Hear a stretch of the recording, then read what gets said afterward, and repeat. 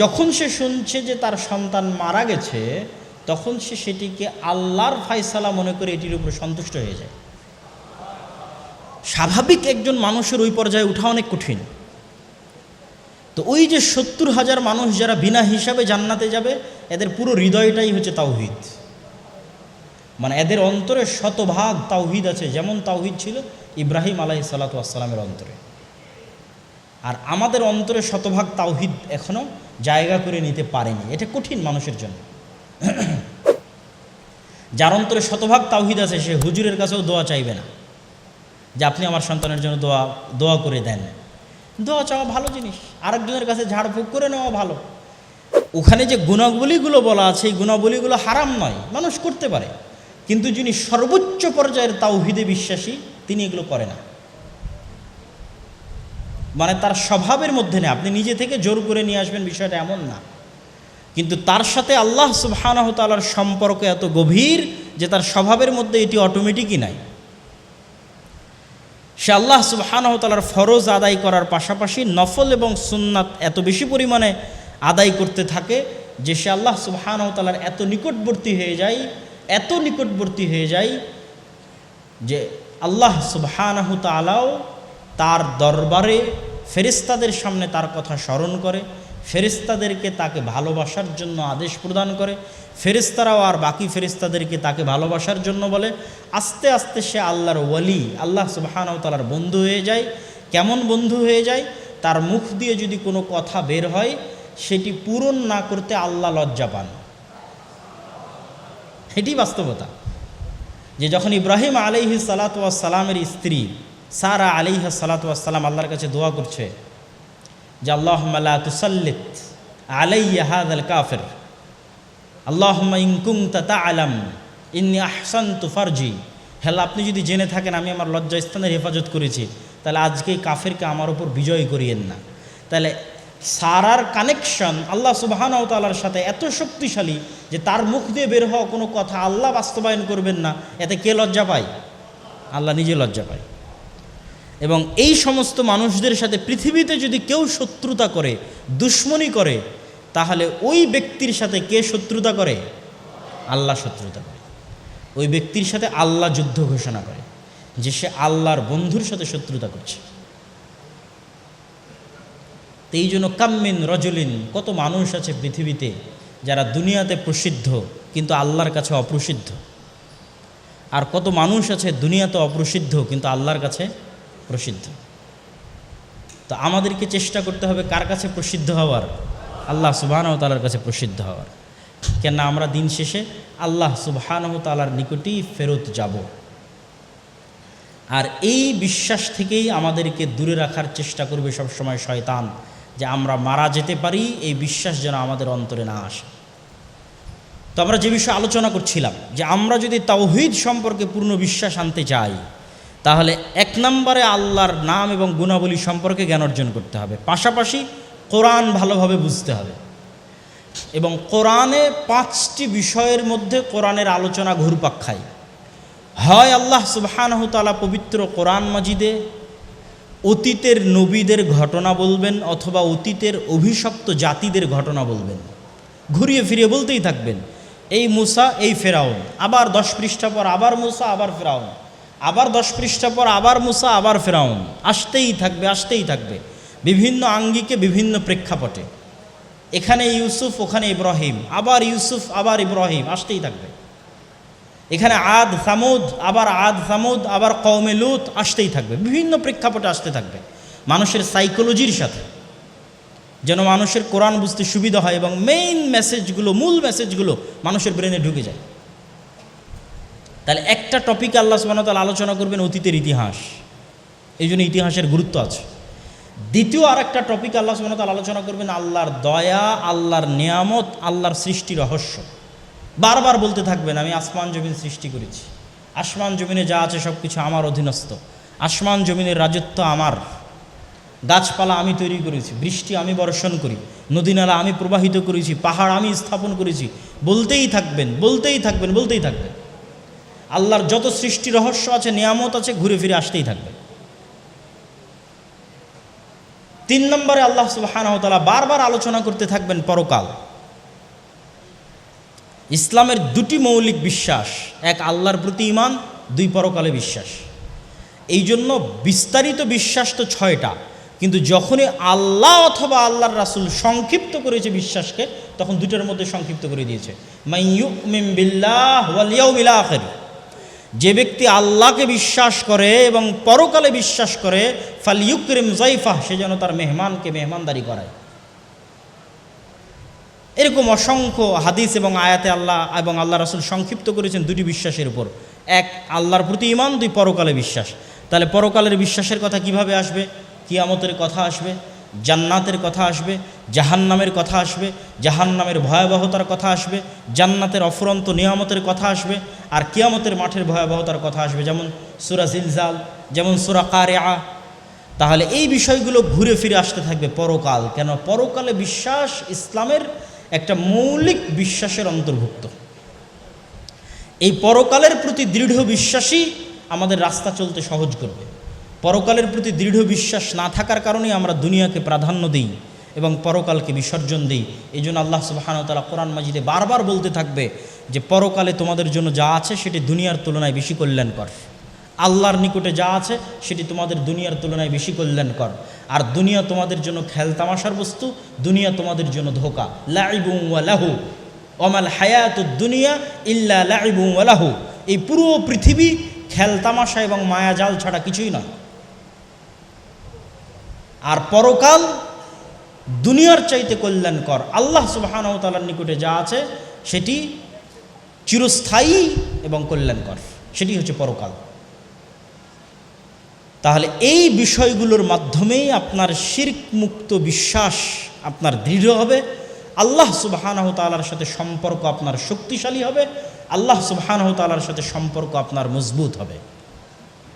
সম্মানিত উপস্থিতি, তাওহীদ এবং শিরকের আলোচনার এই শেষের দিকে এসে জরুরি 2-1টি কথা বলে আমি আপনাদের প্রশ্নোত্তর পর্বে চলে যাব।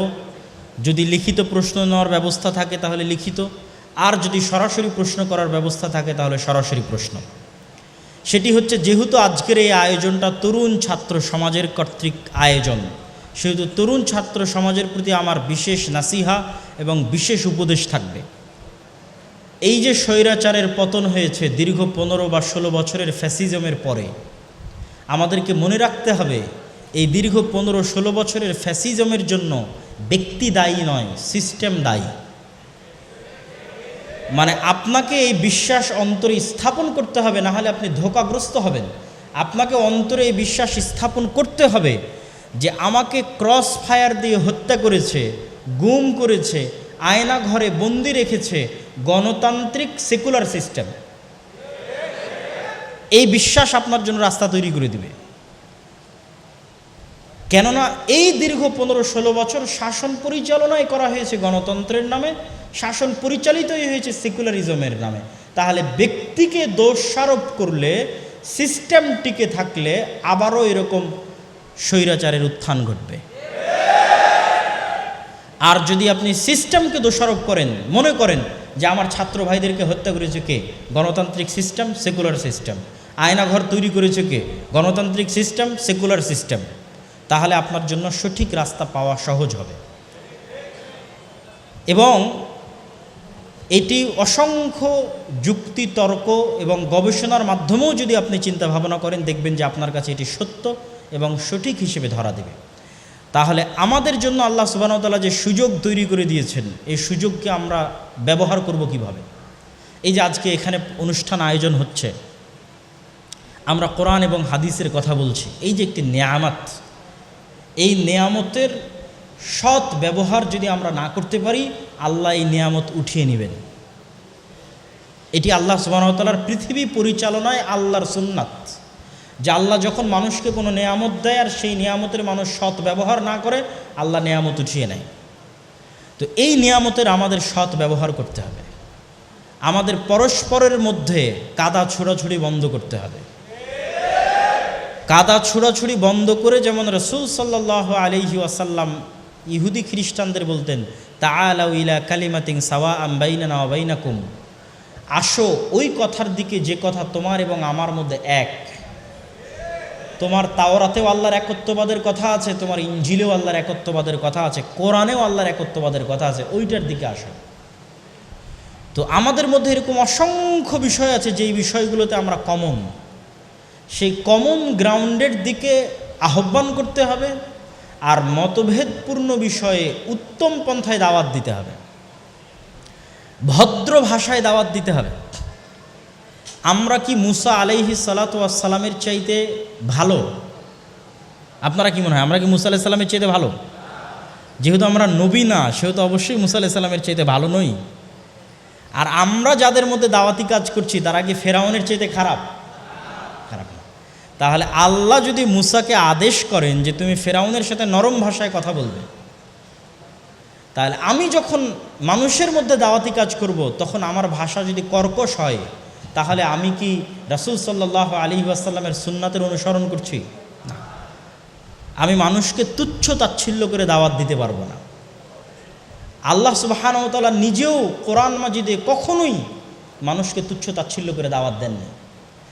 ইহুদিদের মতো অভিশপ্ত জাতিকে আল্লাহ কি সম্মান দিয়ে দাওয়াত দিয়ে, আপনি কোরআন খুলেন আশ্চর্য হবেন।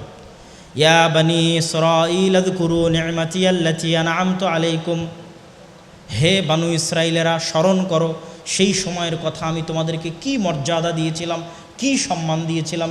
তো বানু ইসরাইল নামে ডাকাটাই তো ওকে সম্মান দেওয়া। আবার বলতেছে স্মরণ করো তোমাকে কি সম্মান দিয়েছিলাম, কি নিয়ামত দিয়েছিলাম। আল্লাহ চাইলে তো বলতে পারে যে এই অভিশপ্ত ইহুদিরা, নবীদের হত্যাকারীরা, কিন্তু এটি আল্লাহর দাওয়াতের স্ট্র্যাটেজি নয়। তাহলে আমরা দাওয়াত দিতে গিয়ে যদি আমরা মানুষকে তুচ্ছ তাচ্ছিল্য করে কথা বলি, ছোট ভাষায় কথা বলি, তাহলে এই যে আল্লাহর নেয়ামত যে পরিবেশ বিরাজ করছে, এই পরিবেশটা কি হবে? নষ্ট হবে, এবং আল্লাহ সুবহানাহু ওয়া তাআলা এই নেয়ামত উঠিয়ে নেবেন। তৃতীয় আরেকটি যেটি করণীয়, যে যুবক ভাইয়েরা আজকের অনুষ্ঠান আয়োজন করেছে, এই রকম উপস্থিত বক্তব্য দিয়ে মানুষকে উৎসাহিত করা যায়, মানুষের অন্তরে আগ্রহ তৈরি করা যায়, কিন্তু মানুষকে প্রকৃত অর্থে একাডেমিক জ্ঞান দেওয়া যায় না। একাডেমিক জ্ঞানের জন্য গ্রুপ স্টাডির কোনো বিকল্প নাই, বই ভিত্তিক গ্রুপ স্টাডির কোনো বিকল্প নাই, যে আমরা নির্ধারিত বই নিলাম এবং সেই বইয়ের উপর ধারাবাহিক প্রতি সপ্তাহে আমরা পড়তে থাকব এবং পরস্পরে আলোচনা করতে থাকবো আজকের এটি থেকে আমি কি বুঝতেছি। এটির মাধ্যমে জ্ঞানের ডেভেলপ হয়, জ্ঞানের মাধ্যমে মানুষের পার্সোনালিটিতে পরিবর্তন আসে, আর মানুষের ব্যক্তিত্ব এবং পার্সোনালিটিতে পরিবর্তন আসলেই সমাজে পরিবর্তন আসে। এই যে 5ই আগস্টের এই সুযোগ ইসলামপন্থী দলগুলো কাজে লাগাতে পারেনি,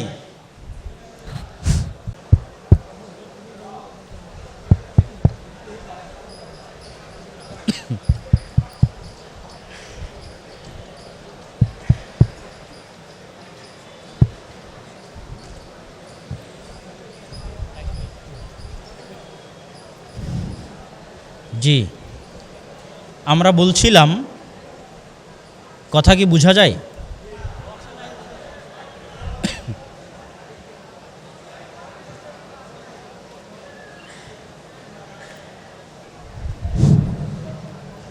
জি আমরা বলছিলাম যে 5ই আগস্টের যে সুযোগ, এই সুযোগগুলোকে ইসলামী দল এবং ইসলামী সংগঠনগুলো কাজে লাগাতে পারেনি, তার সবচেয়ে বড় কারণ হচ্ছে দুটি। এই দুটি কারণ বলে আমার বক্তব্যের শেষের দিকে চলে যাব ইনশাআল্লাহ। যে উপদেশ নাসিহাতগুলো ছাত্র তরুণ সমাজের জন্য, তার মধ্যে এটি অন্যতম এবং গুরুত্বপূর্ণ একটি উপদেশ এবং নাসিহাত। তার 1 নাম্বার হচ্ছে দাওয়াতি কাজে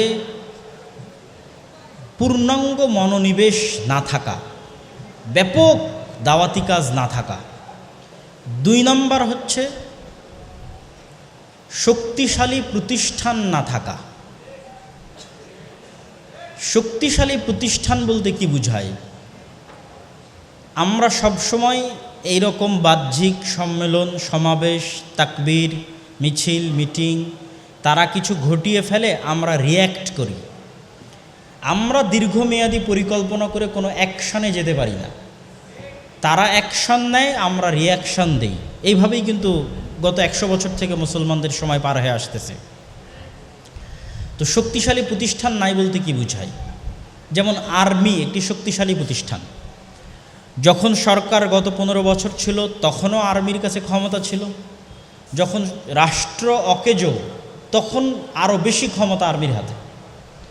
এরকম আরও অসংখ্য প্রতিষ্ঠান আছে, প্রথম আলোর মতো, ডেইলি স্টারের মতো, ব্রাকের মতো, মানবাধিকার সংস্থা অধিকারের মতো, যারা গত 15 বছরও তাদের কাছে ক্ষমতা ছিল, এখন তাদের কাছে ক্ষমতা আরও বেশি।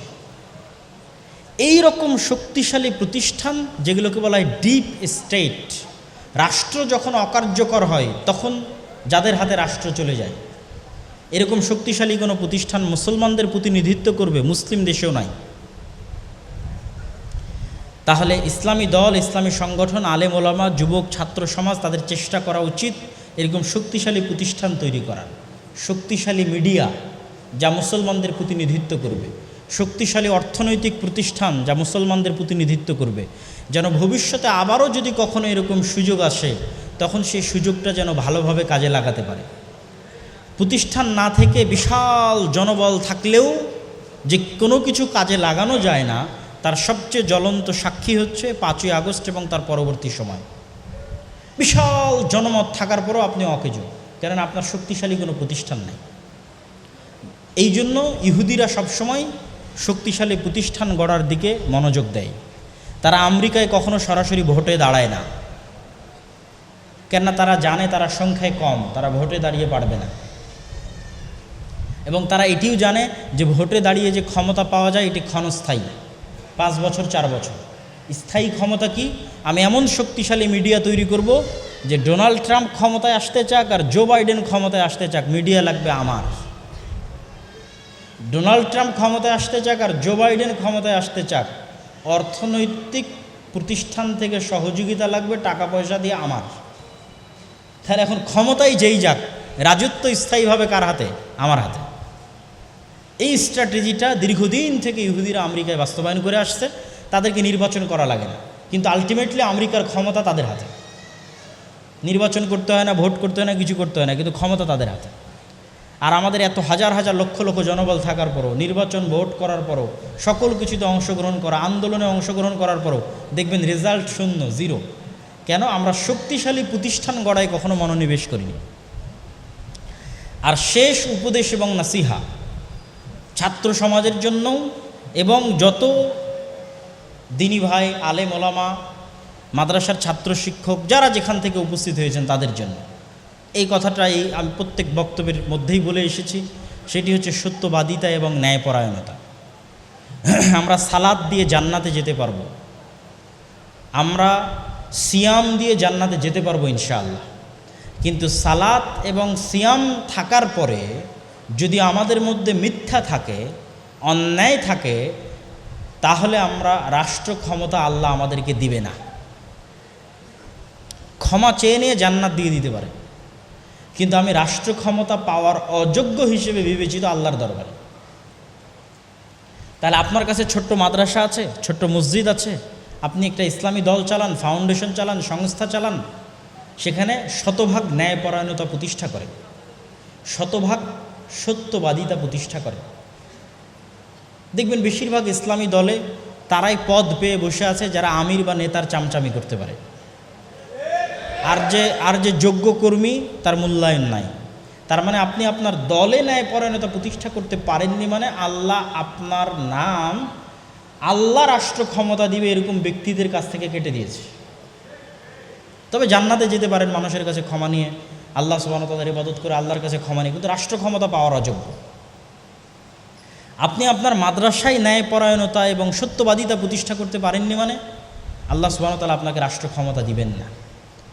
আর 190 বছরের কলোনিয়াল ও উপনিবেশিক ব্রিটিশ শাসনের যে গোলামি, এই গোলামির যে মাইন্ড সেট আপ আমাদের রক্ত এবং আমাদের মনস্তাত্ত্বিক জগতে আমরা বহন করে বেড়াই আমাদের অজান্তে। 15 বছরে নাকি আপনাদের নিঃশ্বাস বন্ধ হয়ে এসেছে, তাহলে কল্পনা করেন 190 বছর কতদিন। তাহলে 190 বছর আমাদের বাপদাদা পূর্বপুরুষরা ব্রিটিশদের গোলামি করেছে।